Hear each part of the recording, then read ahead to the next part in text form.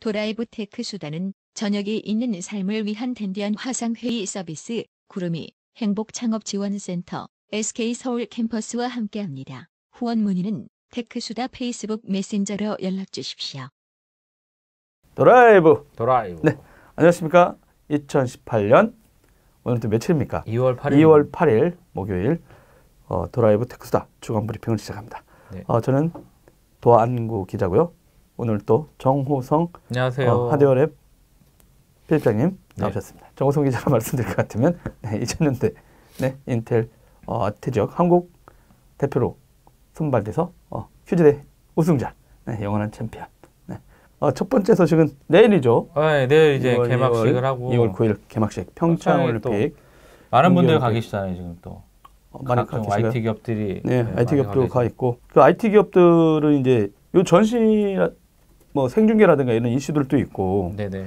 그 KT가 5G 하겠다고 시범 지역으로 이제 시범으로 하고 있고. 그리고 진짜 뭐 KT 무선랜도 그 근처에 있는 스키장도 엄청 속도 빨라졌어요. 그래서 뭐 정우성 기자 같으면은 매주 여러분 매주 진짜 그 스케이트보드 이런 걸 즐기기 위해서 거의 강원도 용평? 네네. 용평에 살다시피 하지 않습니까? 아니 살진 않아요. 살고 싶은 생각도 별로 없어요. 네. 근데 진짜 거기 속도도 이미 엄청 빨라졌다면서요, 진짜. 진짜 올림픽 아니었으면 거기가 이제 그 구리선이 들어와 있거든요. 그래서 저희 보통 10메가도 안 나오고 한 3메가, 5메가 정도 나오던 속도인데 제가 깜짝 놀랐습니다. 200메가가 나와요. 무선랜이? 유선랜이 200메가, 뭐 무선도 엄청 빨라졌어요. 그래서 이게 미친 것들 아니야 이렇게 계속 연속적으로 테스트를 했는데도 똑같이 나오더라고요. 그래서 와, 아마 그 네트워크 속도 뭐 이동통신망도 그렇고 엄청나게 투자를 많이 하는 것 같아서 KT가 열심히 깔았다. 고생 많이 했다. 그래서 일단은 KT가 또 그 올림픽 또 공식 파트너잖아요, 또. 네, 공식 파트너죠. 여기 또 예전에도 월드컵도 막 하고 이러면서 이제 항상 과실은 S모사가 가져가긴 했는데 이번에는 멈췄더라고요. 그렇죠. 못했죠. 정도 걸어야죠. 정도를 걸어야죠. 뭐 정도인가요? 뭐 어찌됐든 어마케팅에 왕도는 없습니다. 일단 잘 알리면 되니까. 그래서 이제 거기서 지금 그 원래 KT 같은 경우가 강릉에 그렇죠. 올림픽 파크 올림픽 파크 강릉에 설명해 주세요. 뭐 준비 많이 했거든요. 뭐 그러니까 KT 같은 경우 일단은 5G가 사실은 이슈예요. 그러니까 뭐 원래는 로드맵상은 2020년 근데 이제 되게 많이 땡겨져서 19년도에 이제 상용화하겠다고 이제 공언을 하고 있고 이통사들도 마찬가지인데 결국에는 이제 단말기가 나와야 되는데 단말기는 어쨌든 우리 공짜로 뿌리겠다 뭐 이런 현재는 좀 그런 상황인 거고 일단은 시범 서비스를 준비가 끝나서 이제 하고 있고요. 그래서 강릉에 올림픽 파크가 생겼는데 거기에 이제 KT가 홍보관을 또 만들어놨어요. 그래서 홍보관을 그냥 만든 게 아니고 거기에도 이제 5G를 이용해서 할 수 있는 여러 가지 서비스들 5G가 일단은 LTE 대비 속도가 20배 빠르대요. 20배? 20배. 그러니까 그래서 그 여러 가지 부분들이 되어 있고 그다음에 또 일단은 망 같은 경우도 되게 많이 설치가 되어 있기도 해서 실제로 약간 테스트해본 사람들 입장에서 보면은 정말 빠르더라고. 그래서 뭐 DVD 블루레이나 이런 거 하나 받을 때도 1분이 채 안 걸리고 그리고 뭐 그 외에 뭐 여러 가지 그 뭐 달리는 버스에서도 뭐 엄청난 속도로 그 실시간으로 여러 가지 뭐 모니터 화면 4대를 띄워놓고서 영상을 볼 수 있는 뭐 그런 서비스도 이제 버스에서 제공을 해주고 있어서 볼거리는 되게 많은 것 같아요. 그 다음에 또 뭐가 있을까요? 그리고 이제 KT 같은 경우는 이제 그 워낙 강릉에 가시는 분들을 위해 가지고도 거기서 이제 체험할 수 있게 올림픽 파크 쪽 해놨고 KT 또 본사 못 가시는 분들은 위해 가지고 서울 광화문에 또 체험관을 동일하게 라이브 사이트 또 만들어놨네요. 그래서 그거 이제 못 가시는 분들 아니면 이제 거기 갔다가 또 여기 서울 쪽 와서 관광을 즐기시는 분들은 또 거기서 체험할 수 있게 KT 라이브 서비스 사이트 그것도 만들었으니까요. 아마 그 KT 광화문에 세종대왕릉 이순신 장군 바로 옆에 KT 건물이 있으니까 한번 관심 있으신 분들은 가보시면 되고요. 저희들도 가지 않습니까? 그렇죠. 여러분 드라이브 하러 갑니다. 드라이브. 알리바바 클라우드 회장님도 오신다면서요? 알리바바 왔어요 지금. 오셨나요 지금? 마윤 회장님 왔고, 오셨나요?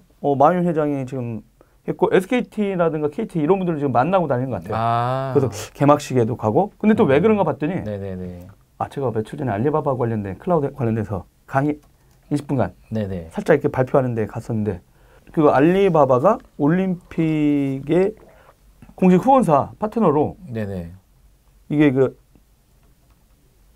한 10년, 20년 투자한 것 같아요. 그러니까 이제 여기도 파트너, 그 다음에 자기네가 또 이제 베이징 올림픽은 이제 자기네가 알리 클라우드 네, 인프라로 또 하고 원래 했었고 이제 뭐 또 일본 도쿄 올림픽이 이제 네네네. 2020년이 있으니까요. 20년, 그 다음에 뭐 22년, 네네. 그 다음에 뭐 이런 식으로 해서 몇 개까지 이렇게 후원을 하고 있더라고요. 그러다 보니까 자기네가 이제 강릉, 저기 강릉 이 올림픽 파크 파빌리온이라는 곳에서 견학을 해요. 그래서 이제 알리바바 클라우드 비즈니스도 소개하고 이제 스마트 올림픽 구현한 방안들 이런 것도 나오고 이제 그쪽에 어떤 제품들이 나오고 이렇게 하는지 그것도 네이버도 이제 네이버나 카카오도 홈페이지들 네, 뭐 다 이제 평창 따로 이렇게 사이트를 만들어놨다고 그래요. 그래서 평창에 관련된 뭐 원래 큰 올림픽이니까 워낙 뉴스도 많고 따로따로 흩어져 있는 섹션을 하는 것보다는 한 군데서 보여지는 것들이 이제 훨씬 더 좋으니까 별도로 이제 특기 페이지들을 만들어가지고 뭐 TV로도 그 네이버 TV나 이런 생중계를 할 예정이고 뭐 여러 가지 준비가 되어 있더라고요. 아마 이번에는 이제 또 그 올림픽 기간이 또 설도 껴있지 않습니까? 그렇죠. 그러다 보니까 이제 뭐 해외 나가셔서 보실 수도 있고 아마 이제 가족들하고도 이제 올림픽 이게 즐기시게도 될 것 같고요. 네네. 그 요게 요즘 이제 이번에 CS의 특징 네네. 중에 하나가 네네. 이 스포츠 쪽의 중계, 이 라이브 중계 이슈라든가 그 선수들의 어떤 데이터 있잖아요. 네네네.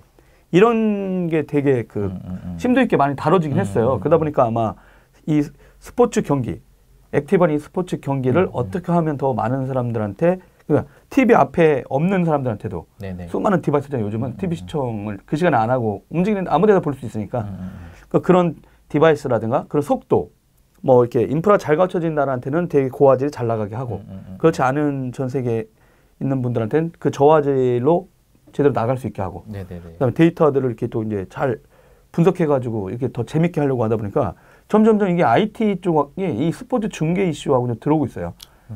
근데 또 재미난 게 요거 이제 마이크로소프트가 이 평창 올림픽하고도 연관이 있어요. 어떤 부분에서요? 전 세계 송출하는 인프라 있잖아요. 네네.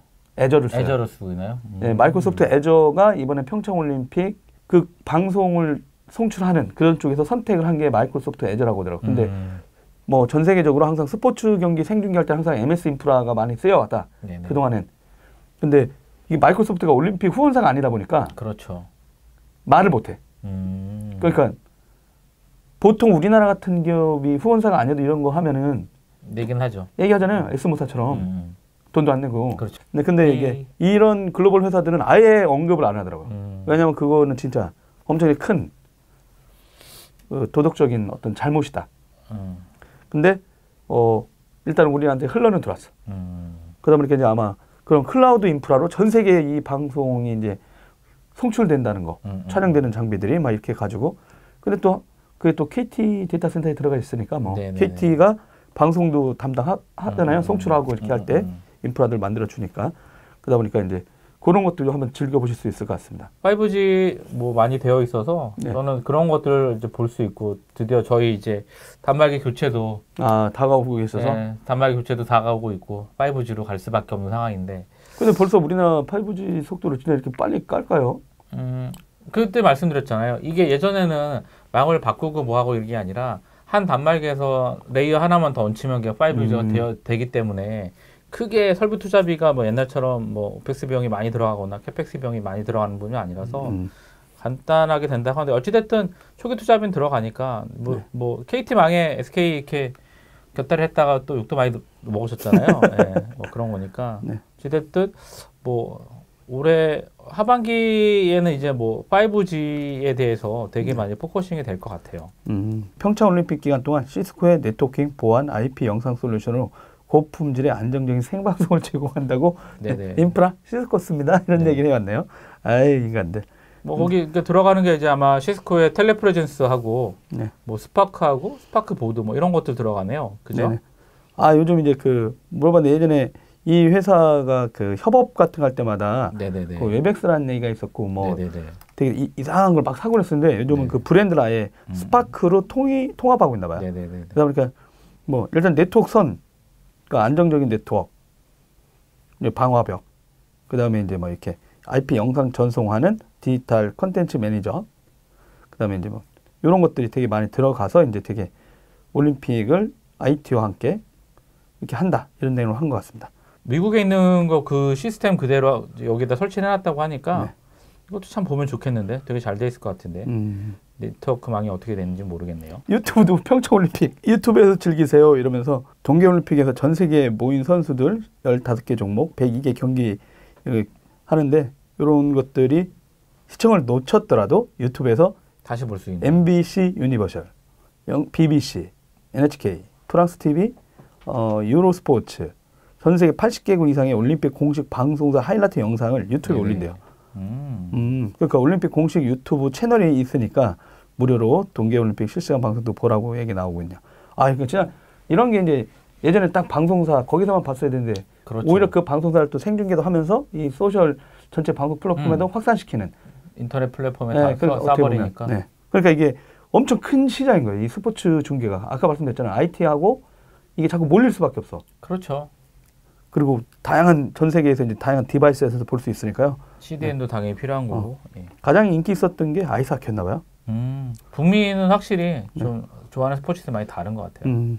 아이스하키 유튜브 조회수가 1위였었대요. 2017년도에. 와. 많은 사람들이 유튜브에서 스포츠 경기를 시청했는데 동계올림픽 종목에서는 아이스하키가 1위, 피겨 스케이팅이 2위, 스키와 스노우보드 사이의 조회수 대결에서는 스키가 스노우보드를 넘어서면서 3위. 일부러 그냥 스키가 3위 이렇게 안 하고 또 저렇게 표현했네.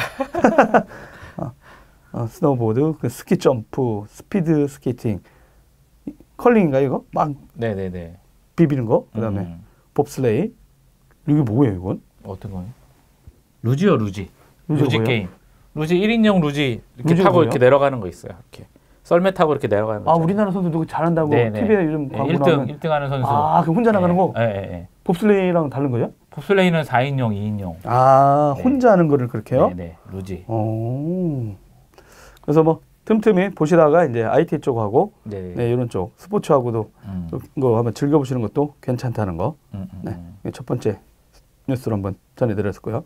여러분 많은 선수들 그리고 관계자들 추위에 엄청 고생들 하시고 자원봉사자분들 또 안 좋은 뉴스도 많이 나오는데 일단 뭐 남북 대화의 모멘텀도 만들려고 하는 것 같고. 네, 여러 가지 이슈들이 지금 버무려져 있습니다. 근데 누군가가 쌓은 똥일 수도 있거든요, 지금.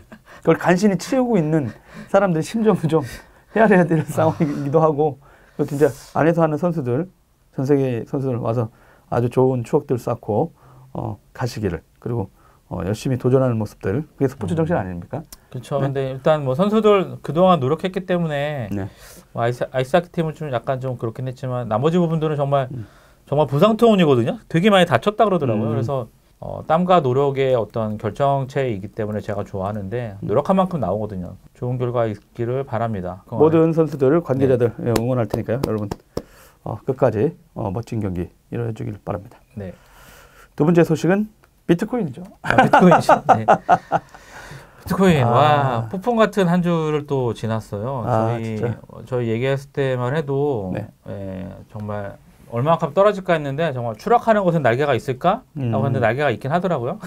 중간에 다시 떨어졌다 올라오고 상승기를 다시 받아서 올라갔는데 정말 비트코인 5,855불까지 떨어졌어요. 이제 모 사이트 기준으로 5,855불까지 떨어졌고 워너마켓도 이제 600만 원대까지 떨어져서 뭐 대박이었죠. 근데 지금 현재로는 8,000불 정도, 7,900불 다시 또 올라간 거죠. 네, 지금 올라갔습니다. 그러면 진짜 이건 뭐 얼마다 이렇게 시세를 알려주는 게 되게 웃길 것 같아요. 이렇게 얘기했다 또 떨어질지 또 올라갈지 모르니까. 그렇죠. 근데 이제 결국에는 이제 여러 가지 원인이 있잖아요. 저희가 계속 얘기를 하는데 트레이딩을 할 거냐, 트레이딩은 이제 최고의 단계를 지나서 트레이딩, 그러니까 저 정도 되면 뭐냐면 5,000불, 6,000불 정도 수준이 되면 채굴하는 저희가 사실은 하고 있습니다. 지금 도 기자님이랑 저랑 채굴이 수익이 많이 나냐 뭐 이렇게 하고 있는데 지금 제가 일주일 잠깐 봤던 결과치를 보면 여전히 채굴은 채굴인데 저게 이제 지금 8,000불 수준에서 보면 그 데이터 마이닝 클라우드 업체에서 그 포캐스팅 해준 거는 한 연간 기준으로 30% 정도의 이득이 발생을 해요.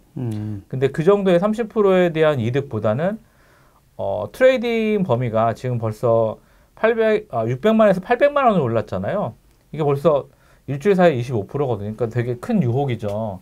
1년에서 20, 30%의 수익을 볼 거냐, 아니면은 한 달에서 30, 하루에 일주일이나 뭐 한 달에서 30% 수익을 볼 거냐인데 당연히 트레이딩 쪽으로 포지션이 가 있다라고 저는 보고요. 그러니까 트레이딩은 어떻게 하냐의 관건인데 그냥 갖고 있는 분들은 좀 뭐 즐기셨던 팔았던 어떻게 됐건 간에 단지 방향을 반대로 타서 제가 계속 방송에서 말씀드리는 것처럼 해지할 수 있는 방법, 떨어지거나 올라갔을 때 해지하고 있는 방법을 해서 그러니까 지금은 채굴 해서 갖고 있거나 아니면 사서 갖고 있어서 수익을 보는 게 아니라 양쪽 모두 다 어떤 그 수익을 지키기 위해서는 그런 부분들을 고려를 해야 된다. 그럼 일단 우리나라 거래소에서는 하지 말라는 거잖아요.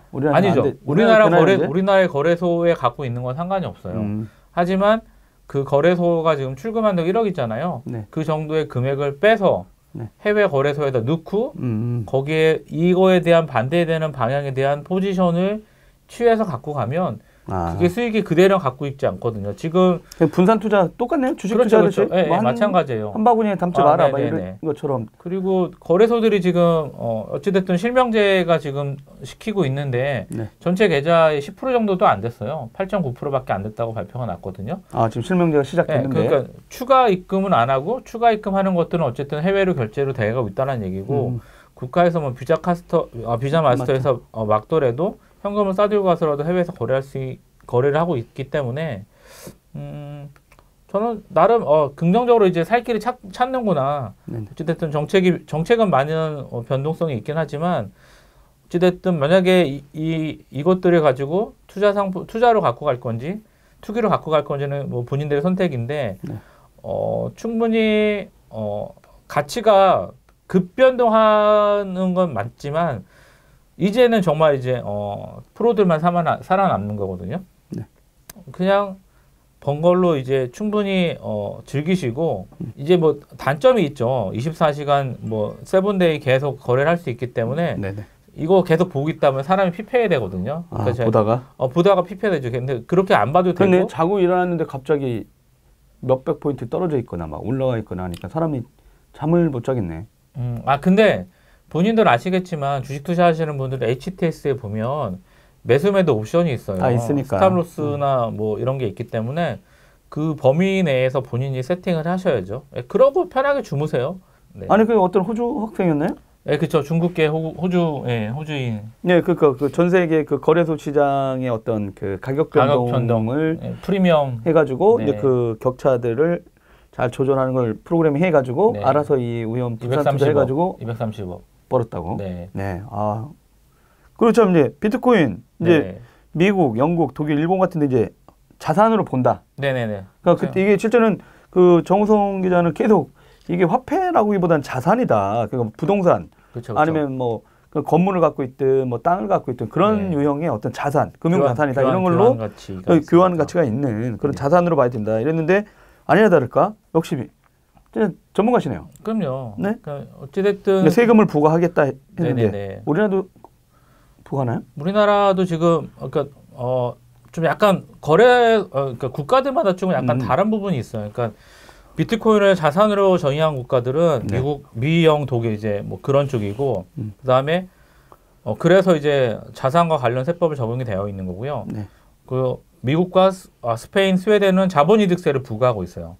돈을 벌었으니까 거기에 대한 그렇죠. 이득을. 그리고 영국과 독일은 양도소득세를 따로 부과를 하고 있고요. 이제 부가세에 이제 과세를 할 거냐 뭐 이런 부분에 국가별 약간 상이한데 일본은 가상통화 거래를 제가 얘기하지만 잡소득 항목으로 분류를 하고 있어요. 잡소득? 잡소득. 그러니까 원래 일반적인 소득이라는 거는 이제 이자, 그 다음에 배당, 임대사업, 그 다음에 근로, 양도소득이거든요. 이거를 제외한 모든 소득은 잡소득이에요. 좀 딱 좋은 것 같아요. 그러니까 그동안에 그러니까 가장 이슈가 됐던 부분들은 사실은 정부 입장에서도 이거 소득을 어떻게 해야 되지 이런 부분인데 왜 이건 놓치나 모르겠어요. 빨리 잡소득으로 부과를 하시고 그러야지만 좀 대통령님 지지율도 좀 올라가지 않을까 이런 생각이 들어요. 우리가 이 정부 들어설 때부터 이 테크 분야에 대해서 뭔가 등한시하고 그쵸. 좀 이렇게 들여다볼 수 있는 사람들이 없는 것 같다는 내용을 계속 얘기해 왔잖아요. 그렇죠, 그러다 보니까 그렇죠. 진짜 이런 것들이 나왔을 때 이제 저희들 계속 그 얘기를 한 거죠. 미래분 손 놓고 놓은 거냐 도대체 그동안 5년간 놀더니 그런 정보들이 정확히 어떤 정책을 만들어질 때 이렇게 빨리빨리 이렇게 다른 기구, 다른 부처들하고 이렇게 긴밀하게 이게 뭐라고 정확히 설명을 해줘야 되는데 그 부서가 물론 이쪽에서도 검토를 했겠지만 금융권 전체적으로 이제 규제기관들이 그런 내용들에 대해서 좀 스무스하게 규제하지 않고 있었잖아요. 그때 갑자기 폐쇄 얘기 나와서 이제 물론 뭐 큰 문제가 있으니까 이렇게 대응을 했다고 하지만 그래도 뭔가 매끄럽지 못한 그런 게 계속 좀 나오는 것 같아 좀 안타깝긴 하죠 지금. 근데 사실은 좀 빨리 해야 되는 게 뭐냐면 빨리 정리가 좀 돼야 되는 게 뭐냐면 이게 물론 해외로 빠져나가는 금액도 있고 그러니까 일단은 저기 추가 입금이 안 되고 비실명 계좌들이 있잖아요. 네네. 그게 지금 거래가 되고 있거든요. 계좌를 그냥 통째로. 그러니까 불법 이게 그러니까 자금의 출처라든가 자금의 어떤 조사한다고 하니까 예. 그러니까 거기에 대한 거기 그 계좌를 통으로 넘기는 데 대한 프리미엄도 20-30%씩 붙어 있다고 하니까 아니 자기가 털려면 더 싸게 넘겨야 되는 거 아니에요? 자금 걸리는데? 아니죠. 그거죠. 그러니까 무기명 채권이나 이런 것들처럼 그러니까 자금 자체가 떳떳하게 밝힐 수가 없다라고 하는 상황인 거죠. 그러니까 저는 좀 빨리 법무부 쪽의 입장도 빨리 정리를 하고 기재부 쪽은 빨리 정리를 돼서 그러니까 소득에 대한 건 당연하잖아요. 왜냐하면 저희가 땀을 흘려서 열심히 노동을 하고 있는데 거기에 대한 가치보다는 사실은 어떻게 보면 불로소득의 범위가 더 컸기 때문에 그런 부분이 있으니까 좀 정리가 좀 해외 어쨌든 되게 많이 하고 있거든요. 그러니까 자산으로 정의를 하거나 해서 이제 세금을 부과하거나 뭐 거래에 대한 양도소득세를 물리거나 이런 부분들이 있기 때문에 저는 어찌됐든 지금까지 정책은 저는 그때도 말씀드린 것처럼 잘하고 있지만 거래소의 합법 유무 이런 걸 떠나서 안 그러면 나머지 거래소들은 다 죽게 되거든요. 그러니까 비즈니스 자체 그러니까 항상 정부가 욕을 먹는 이유가 시장을 망친다. 시장의 자유규제랑 이런 걸 하겠다고 하는데 사실은 저희 말씀드린 것처럼 블록체인에 쓸 수 있는 것 중에 하나가 비트코인인데 비트코인이 블록체인의 전부인 양 그런 식으로 그렇죠. 호도가 되고 있고 그런 식으로 자금이 들어가 있기 때문에 오히려 비트코인이라든가 이더리움이나 이런 거 거래하시는 분들은 크게 손실이 별로 없는데 잡코인들 있잖아요. 잡코인들 거래하신 분들이 또 손해가 또 크기 때문에 파생된 새로운 코인들. 네. 1000개, 1200개에 대한 것들을 가치를 어떻게 평가를 하나요? 그리고 항상 새로운 걸 만들 수 있기 때문에 그런 가이드라인들을 좀 빨리 만들어줘서 그러니까 거래소에 대한 어떤 세금 뭐 사실은 국가는 돈만 들어오면 되지 않을까 하는 생각이 들거든요. 아들한테 네. 야 니네들 고등학교 3학년인데 네. 요즘 뭐 비트코인 니네들 주위에는 하는 사람 없냐 하니까 우스갯소리요. 한강 가자 하는 소리 나온다고. 근데 근데 제가 좀 이제 아쉬운 게 있거든요. 아까 말씀한 대로 이제 실제는 이 정우성 기자께서는 이렇게 주식이라든가 이런 어떤 거래 이런 거에 대해서 되게 오랫동안 해왔어요. 그래서 이제 저한테도 이렇게 해라고 이렇게 권유를 하긴 했었는데 예전에 그 테크 기업들 담당했을 때 주식하지 말라고 해가지고 그 말 때문에 제가 주식 투자 안 했었거든요. 근데 한편으로는 그 자녀들한테는 이 기회에 진짜 그런 거 알려주고 싶어요, 이게. 그렇죠. 네.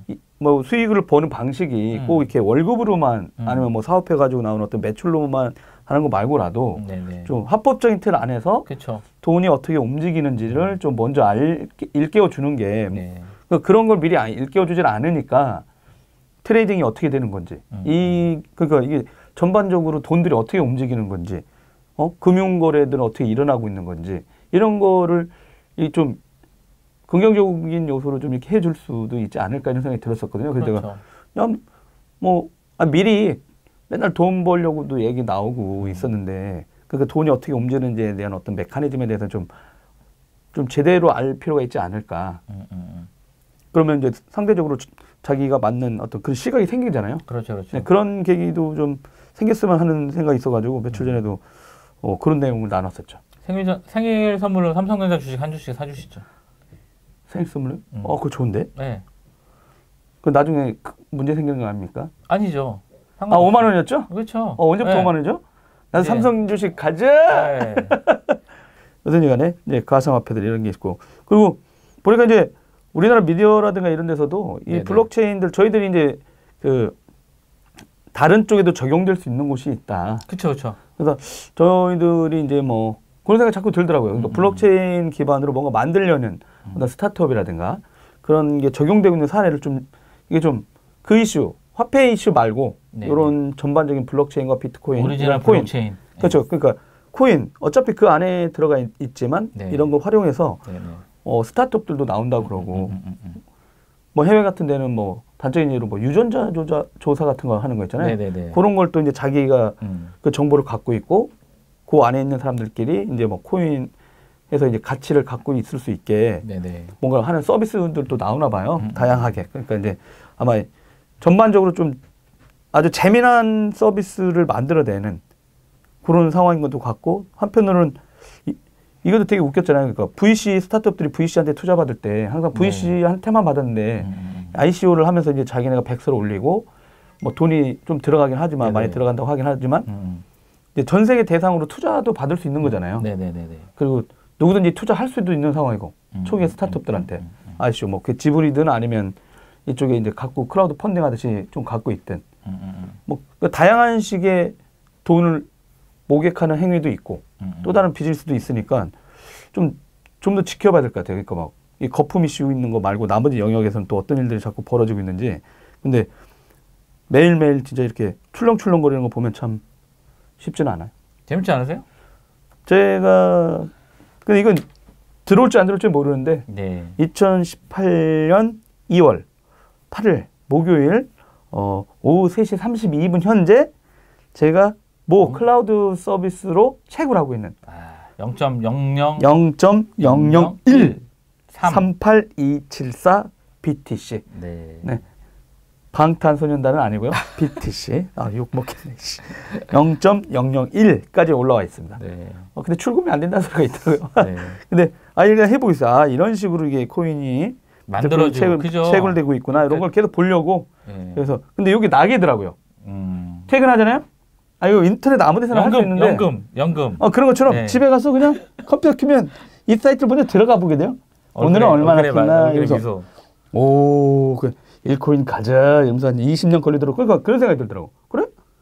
야, 진짜 20년 캐면 되겠네. 연금으로. 연금처럼. 그렇죠. 여기 얼마죠 지금? 0.001코인이 얼마야? 8,740원. 여러분. 가만히 앉아서 8,000원 벌었죠. 네. 근데 커피 2잔의 여유. 네. 네. 알겠습니다. 이 8,000원이 얼마까지 폭락하면 안 되는군요. 이게 이게 또 올라가는데. 그렇죠. 근데 뭐. 그러니까 이거 6,000원대까지 떨어진 거죠, 이게. 지금? 네. 6,000원대까지 떨어졌다가 지금 다시 8,700원 된 거니까. 커피 그렇습니다. 뭐 환율도 뭐 왔다 갔다 하는데요. 네. 한번 그렇죠. 그런 식으로 한번 저희들 지켜보도록 하겠습니다. 세 번째 뉴스는요. 이거는 지난주 저희들이 비하느라고 못했는데. 네. 중기부에서. 드디어. 벤처 투자 혁신안을 발표했었죠. 네네네. 네. 어떤 내용인지 간단히 좀 브리핑 좀 해주시기 바랍니다. 네. 일단은 목표는 되게 거창해요. 그러니까 중기청 입장에서는 좀 어떤 혁신적인 안이라고 생각할 수도 있는데, 일단은 그 매출 1,000억 원짜리 벤처를 800개 만들겠다. 그리고 매출 1조짜리 유니콘 기업을 8개 육성하겠다가 가장 큰 목표예요. 그러니까 거기를 하기 위한 밑에 대상들인데, 좀 약간 달랐던 것들은 그동안에 이제 벤처 확인 제도를 하려면, 이제 벤처 확인 해주는 곳이 기술보증기금이라든가 중소기업진흥공단이었거든요. 네네. 근데 이거를 이제 공공기관 중심에서 전형적인 관에서 다시 이제 벤처 전문가들로 구성된 민간 벤처위원회로 이제 바꾸는 거예요. 그러니까 이게 사실은 좀 의미가 있는 게 항상 서류만 보고 서류 작업이 많이 된 거죠. 그러니까 사실은 실제적인 기술에 대한 이런 게 없고 정말 도큐멘테이션만 작업을 해서 가지고 가면 실제 기술이라든가 이런 것들은 잘 되지도 않고 없는 그런 허위 기업들인데도 불구하고 벤처 인증을 받아서 별도의 어떤 대출도 브로커들이 껴가지고 받아가지고 네. 회사를 날려버리고 뭐 이런 것들이 좀 많았어요. 그래서 좀 문제가 많았던 부분이었거든요. 그래서 저는 나쁘지 않은 것 같고, 그 다음에 또 이제 벤처 이제 여러 가지 요건들이 있거든요. 벤처 기술 혁신성이라든가 이런 부분들을 봐야 되는데 그게 아니라 매출이에요. 당해 매출이 몇 배씩 뛰면 거기에 반대부적으로 매출의 2배 되는 금액을 대출해준다. 이런 거거든요. 근데 이런 부분들에 대해서는 근데 매출이 스타트업이나 이런 부분 매출이 일어나질 않잖아요. 거의 몇 년 동안은. 몇 년이 아니라 되게 웃기죠. 고객이 어딨냐고 물어본다니까. 신기술을 연구해가지고 온 사람들한테. 그러니까 이 기술이 어디에 적용되고 어떻게 한다고 설득해야 되는 심사관들은. 자기네들도 보면서 이런 기술 우리가 찾던 거야. 이렇게 하면 당연히 이제 나오는데 고객이 어디 있어요. 근데 우리나라는 고객 없어요? 매출 없어요? 신기술인데? 이제 창업인데 매출을 내래. 웃긴 일도 있었지. 네네. 어쨌든 그래서 정말 서류를 만드는데 특허 특허가 없으니까 특허를 딴 데서 사와서 자기 특허 만들어가지고 거기서 서류 넣고 막 이런 부분도 있었는데 그런 부분들이 좀 없어질 것 같고요. 그래서 새로운 뭐 기술의 혁신성이라든가, 그러니까 아까 얘기한 민간 벤처 확인위원회에서 좀 할 일이 좀 많아진 거죠. 이게 정말 기술이 혁신적인 기술이고 그리고 성장할 수 있겠다 이런 부분들에 대해서 충분히 심사를 해야 되니까 심사역 하시는 부분들도 공부도 좀 더 많이 하셔야 될 거고 좀 약간 변화가 좀 생각이 들어서 보증이라든가 이제 대출을 받아서 이런 유형들은 당연히 폐지한다고 하고요. 신기술 성장 유형을 이제 신설한다고 하더라고요. 그래서 근데 이제 민간도 이제 그동안 요구했던 것들이 이제 관에서 이렇게 바꿨으니까 그렇죠, 상당히 그렇죠. 조심을 많이 해야 될 것 같아요. 그렇죠. 왜냐면은 진짜 이게 진짜 어떤 사람들로 구성될 거냐. 그리고 이제 그러면 인원들이 누가 들어갈 건지 위원회에 누가 들어갈 건지 그다음에 이제 뭐 그 회사 그 사람들이 어디에다 투자하고 있는지 뭐 그래서 진 얘기가 나오지 않으려면 정확한 어떤 게 필요할 것 같고요. 검증하는 단계 당연히 필요할 저도 이거 잘 몰랐는데 그러니까 사행성하고 유흥업종 5개를 제외하고 23개 벤처기업 진입 금지 업종이 있었나 봐요. 네네네. 벤처기업이 그게 다 벤처가 아니고 뭐 이제 뭐 벤처 아닌 것들 있죠. 옛날 뭐 여관, 부동산, 숙박, 미용 이런 거는 이제 아니었는데 만약에 이런 업종이 신기술과 결합해서 하면 벤처기업으로 인증받을 수 있다. 그러니까 IT라든가 어떤 테크 이슈들이 융합되는 거죠. 전통 비즈니스 했던 분들 중에서도 그럼 벤처로 지원하겠다. 어떻게 보면 진짜 이런 것들이 4차 산업혁명이라는 게 디지털화되는 건데 각 영역별로 있는 산업들이 디지털화를 적극 수용하는 거니까 되게 이런 거는 긍정적일 수 있고 어떻게 보면 그동안에 온오프라인의 오토 이슈가 있었는데 뭐 특정 어떤 유통업체라든가 수수료만 받는 업체들이 얘기가 있었는데 이런 진짜 전통 업종들에서 이런 것들을 하는 것도 좀 나올 수가 있을 것 같고요. 그러니까 그렇게 되면 당연히 이분들도 이제 자금을 조달하거나 이런 거에 좀 잘 될 것 같고 거기서 이제 엄청난 치열한 경쟁도 일어나겠죠. 그리고 매출도 3천억 미만? 네, 초기 중견기업. 중소기업들은 매출이 작잖아요. 그래서 제가 알기로는 50억에서 500억 그 사이랑 그 미만인데 중견기업들은 상당히 크잖아요. 사실은 이분들은 다른 데서 지원받는 게 있지 않았나요? 그래도 벤처로 하면 유리하니까 이제 이쪽으로 오는 건가요? 뭐 약간 세금이라든가 여러 가지 감면이 있으니까 어찌됐든 그냥 저는 기술 이슈만 좀 봤으면 좋겠어요. 그러니까 뭐 사실은 이런 부분들도 이런 회사도 중견기업들도 기술이 충분히 있는데 근데 약간 형평성은 좀 따져봐야겠죠. 근데 얼마만큼 할지에 대해서는 좀 검증이라든가 이런 부분 좀 필요할 것 같고 그래서 중기부 쪽에서는 한 3만 개 정도, 27,000개 정도 기업이 이제 벤처 확인을 할 수 있다라고 예상을 하고 있으니까 좀 지켜볼 필요가 있습니다. 그래서 어찌됐든 중기청 놀고 있지 않다 결론은. 그래서 근데 진짜 투자금도 장난이 아니에요. 만약 이 대책대로 실행이 되면은 연간 신규 벤처 투자 규모가 2조 4천억 원에서 2020년에는 4조 4천억 원으로 1.8배가 확대되거든요. 엄청난 규모입니다, 정말. 근데 이렇게 되면 한간에는 가뜩이나 돈이 너무 많이 돌았는데 스타트업 중에 그렇죠. 또 풀리는 게 아닌가? 더 풀리는 거지 지금. 그렇죠. 엄청 풀려가지고 엄청 풀리는 거죠. 완전히 거품을 최대한 양상시켰다가 꺼지면 이 정부가 완전히 독박스게 생겼는데.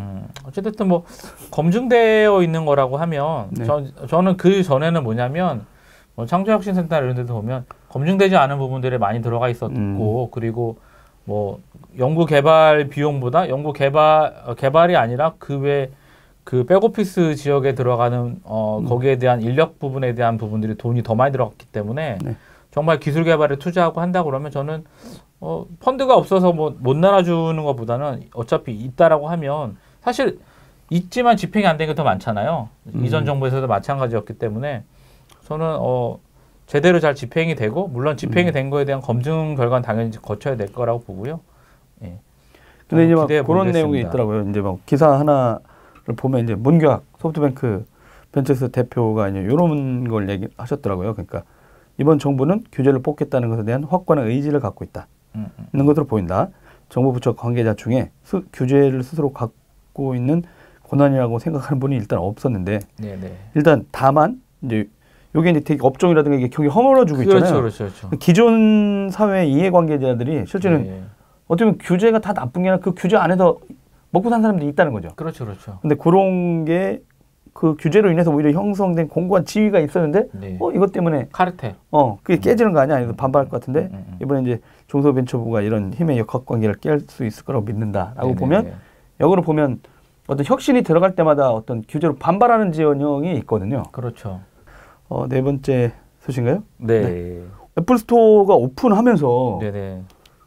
이 뭐가 AS랑 뭐 어떻게 바뀔지 되게 걱정을 그쵸. 많이 하기도 했었는데 어쨌든 지금 상황에서는 이제 그냥 전시 기존에 하던 것들의 전시, 그러니까 개통은 안 되고 있어요. 그러니까 나머지 제품들은 살 수 있는데 개통을 안 되고 있는데 애플이 아이폰은 살 수 있는데 거기서 개통은 안 돼. 네네네. 개통은 따로 이제 가서 해야 되는데 그러니까 애플은 시스템이 좀 다른데 애플은 자기네들 저희가 아이폰을 사기 위해서 각 이통사 대리점에 가면 저희가 신분증을 제출하고 그 신분증을 스캔을 하고 뭐 이렇게 여러 가지 절차가 있잖아요. 근데 뒤에 있잖아요. 그죠. 예, 단말기가 따로 있잖아요. 걔들 스캐닝 단말기가 따로 있는데 애플은 우리는 오로지 아이패드만 쓴다. 아이패드. 근데요. 그러니까 그러고 쓰기 때문에 한국에 있는 시스템을 안 쓰겠다라고 하는 거죠. 그래서 지금 이제 뭐 미래부랑 이런 쪽 개통하는 지점에 우리는 못 하겠다. 근데 그러면 나머지 대리점이나 판매점들은 계속 그렇게 쓰고 있었잖아요. 그러니까 니들은 뭔데? 뭐 이런 거죠. 그러니까 계속 니들이 뭔데가 아니라 아이패드에서 스캔을 뜬 거를 받아주면 되는 거 아니에요? 데이터인데? 인증 과정에 그 인증의 과정에 대한 보안이라든가 이런 부분들을 컨펌할 수가 없는 거죠. 통신사에 들어가는 그 시스템 때문에 그런가요? 그렇죠. 우리나라 뭐 저 예전에 공인인증서에서 연말정산하고 이런 거 할 때 보면은 프린터 딱 할 때 등록되지 않은 프린터입니다. 이런 느낌인가요? 그렇죠. 그걸 뽑았을 때. 그렇죠. 근데 열받았잖아요, 근데 그게 항상. 그 열받긴 하죠. 근데 사실은 안 좋은 거 아니야? 근데 이제 뭐 여러 가지 이슈가 있어요. 그러니까 왜냐면은 뭐 어쨌든 결국에는 이제 신분증 스캐너 관련된 부분인데, 그러니까 애플은 우리는 아이패드 쓰겠다 뭐 그렇게 써왔는데, 그래서 지금 되게 좀 저는 안 좋게 보는 게 직접 정부한테 얘기를 하는 게 아니고 이통사들을 쪼고 있어요. 이통사들을 짜서 이통사들한테 니들 아이폰 개통했던 걸 우리 시스템에 맞춰서 바꿔. 그래서 그 이통 3사가 다 만들어놨어요. 다 만들어놓은 상태인데 정부에서는 허가를 불허한 거죠. 그걸 또 왜 정부가 민간 영역에서 개통하는 이슈에 대해서 왜 또 그러니까 법 규정상 단말기 스캐닝을 하게끔 정해져 있다. 그리고 애플을 예외로 두면 나머지 이슈들에 대해서 또 예외를 둬야 되기 때문에 올바르지 않다라고 얘기를 하고 있고 계속 이제 애플 주장은 이통사가 정부를 설득해서 예외를 허용해 줄 것을 요구하고 있어요. 그러니까 그래서 이제 이것도 되게 웃기네요. 방통이라든가 한국정보통신진흥협회 그쵸. 이통 3사가 2016년 12월부터 전국 2만 5천여 개 휴대폰 대리점과 판매점에 가입자 정보 확인을 위한 신분증 스캐너를 도입했다. 그렇죠. 스마트폰, 태블릿 앱으로 가입자 정보 확인을 허용하는 건 방문 판매 등 극히 일부에 한해서이다. 이것도 되게 웃기네요. 그러면 이런 거 할 때도 그럼 딱 거기 세팅된 그것만 쓰라고 딱 정해진 거야? 그게 예전에 왜냐면 신분증을 스캔을 하고 했던 정보들이 각 대리점에 있었잖아. 개인정보 이슈죠. 개인정보 이슈를 막기 위한 거예요. 근데 이제 애플에서 그 개인정보 이슈를 막기 위해서 저 신분증 스캐너를 했던 거고, 그러니까 사실은 신분증을 이제 그냥 해외처럼 데이터 유심만 사서 끼면은 사실은 상관이 없는데 우리나라는 그렇게 안 돼 있고 신분증 기반으로 해서 이제 만들게 되니까 그런 차이가 있는 거고요. 기존 시스템들이 그렇게 돼 있으니까. 네네네. 그러니까 뭐 사실은 글로벌 이슈 입장에서는 그러니까 저게 안 맞을 수도 있어요. 애플의 주장이 맞을 수도 있는데, 근데 애플은 뭐 국내 뭐 정부에서 요청하는 거라든가 이런 부분들은 진짜 제대로 안 하고 있는데 자기들이 필요한 것도 해달라고 하고 있잖아요. 그러니까 뭐 이거 프로그램 개발하면서 했던 부분들도 다 이통사한테서 보면 마이크로소프트는 참 좋은 회사였어요. 양반이죠. 거기는 모든 규제를 다 준수하잖아요. 그렇죠. 네. 옳고 그런 게 아니라 각 나라 정부가 정한. 그러다 보면 이렇게 늦고, 그럼 사람들이 처음에 MSC 바보냐 막 이랬는데 지금 보면 이렇게 안 하는 회사는 뭐라고 예외로 항상 구글이라든가 막 이런 데는 근데 MS는 항상 법을 다 따르고 많이 착해진 건가? 구글도 그렇고 그러니까 애플 같은 경우도 제품들이 되게 비싸잖아요. 국내에 되어 있는 환율 대비 되게 비싼, 지금 현재 환율보다 되게 비싸게 되어 있고, 그래서 뭐 다른 나라 오직하면 해외 가서 애플 제품을 사오는 게 더 싼 그런 상황이 돼버리니까 애플이 주장한 뭐 전 세계 어디를 사든 제품의 동일한 가격 살 수 있다는 건 좀 말이 안 되는 부분이 있는 거고. 저는 그래서 여전히 미운 오리 새끼, 미운 애플 여전히 밉다. 그럼 한 대 사면 되는 걸 그걸 왜 안 할까? 자기네들 시스템 바뀌기 싫다 이거죠. 이거 갑질이잖아요. 글로벌하게 동일한 시스템 쓴다 이런 거. 네. 우리 걸 쓰면 되는데 왜 니네는 그런 거야. 그럼 아예 하지를 말든가. 네, 저는 그것도 좀 웃기긴 하네요. 네. 개통하면서 여기에 있는 체계를 따르면 되는데. 네. 그러니까 되게 모르겠어요. 그러니까 이 고집 되게 엄한 고집인데, 그러니까 지금 뭐 iOS 11 문제도 그렇고 아마 그것도 있죠. 왜냐면 아니 그 보면 이제 아이패드에 어디 보면 미국이나 출장 같은 데 가면 진짜 패드에다 연결된 결제 그 단말들 많잖아요. 그렇죠. 그다음에 뭐 그러니까 거기에서 이제 다 할 수 있게 해놨는데 신분증을. 아니 그러면 반대로 사진 착 찍고. 그러니까 사진 찍고 하면 거기다가 하나만 더 달면 되잖아요. 뒤로 자꾸 가야 되니까 모바일 시대인데 유선이잖아. 아니 그러니까 그것도 되게 웃기지 봐요. 이 상태에서 내가 눈에 있는 확인해서 하는 거하고 어떤 데 대리장 보면은 주면 그 뒤로 이렇게 들고 가잖아 신분증을. 좀 웃기잖아. 내가 번호 앞에서 그냥 이렇게 딱 해서 체크해서 그러니까 보안성에 대한 이슈는 항상 문제가 되지만 애플이 그건 자기네 증명을 하고 해달라고 해야죠. 이통사를 갈궈가지고 정부를 설득해라 이런 건 멋지잖아. 이게 좀 말이 안 돼요. 그러니까 뭐 애플 제품도 좋긴 하지만 좋긴 하지만 애플의 정책이라든가 애플 코리아의 그 무성의한 대응은 정말 말도 안 되는 부분이 많고 다음 폰은 그래서 5G 지원되는 갤럭시 9이 이번에 이달 말에 스페인 바르셀로나에서 MWC 2018 하는데 삼성이 거기서 이제 엄폐하죠. 갤럭시 9 9를 발표한다고 해가지고 될 것 같고 애플도 진짜 어떻게 보면 이제 좀 따랐으면 좋겠습니다. 아까 말대로 말은 그렇게 했지만 실제는 그러니까 저는 좀 제대로 좀 예전에 한국에 있을 때 연락사무소 있을 때 좀 처지를 생각을 해서 개구리 올책적 생각을 못 한다고 좀 바뀌었으면 좋겠어요. 알겠습니다. 여러분 한 주간 잘 보내시고요. 다음 주에 다음 주는 쉬죠. 설날이라. 네. 어디 새해 복 많이 받으시고. 일본 갈까? 평창 갈까? 아니요, 그냥 저희 아시겠지만 항상 준비하고 있잖아요. 특가 나오면 바로 뛸 겁니다. 없으면 그냥 용평에서 뵙겠습니다. 여러분들 진짜 설 잘 보내시고요. 한 살 잘 드시고 또 건강히 다다음 주에 찾아뵙도록 하겠습니다. 저희들은 일단 오늘은 여기까지 인사드리겠습니다. 여러분 한 주간 잘 보내세요. 안녕. 도라이브 테크 수단은 저녁이 있는 삶을 위한 댄디한 화상회의 서비스 구름이 행복창업지원센터 SK서울 캠퍼스와 함께합니다. 후원 문의는 테크수다 페이스북 메신저로 연락 주십시오.